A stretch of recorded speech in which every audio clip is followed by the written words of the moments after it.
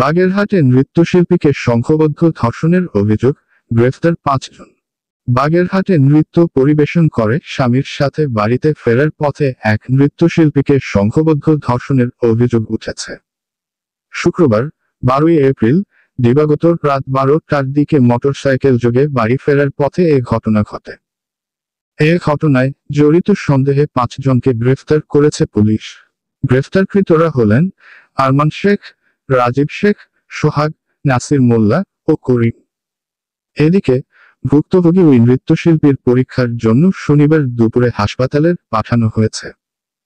মোল্লাহাট থানার ওসি আশরাফুল আলম জানান, অনুষ্ঠানে নৃত্য পরিবেশন শেষ হলে রাত ১২টার দিকে নৃত্যশিল্পীকে বাড়িতে পৌঁছে দেওয়ার কথা বলে কৌশলে তার স্বামী ও নৃত্যশিল্পীকে আলাদা মোটরসাইকেলে তুলে রওনা দেয় কয়েকজন যুবক। পথে একটি জায়গায় মোটরসাইকেল থামিয়ে ওই নৃত্যশিল্পীকে ধর্ষণ করে ওই যুবকেরা।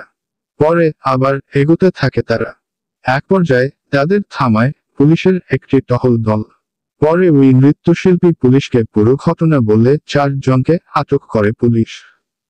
তিনি আরও বলেন, সকালে গণধর্ষণের ঘটনায় ৮ জনকে আসামি করে মামলা দায়ের করা হলে পুলিশ দ্রুত অভিযান চালিয়ে আরও একজনকে গ্রেফতার করে। গ্রেফতারকৃত ৫ জনকে বাগেরহাট আদালতে পাঠানো হয়েছে। বাকি ৩ জনকে গ্রেফতারে অভিযান চলছে বলেও জানান তিনি।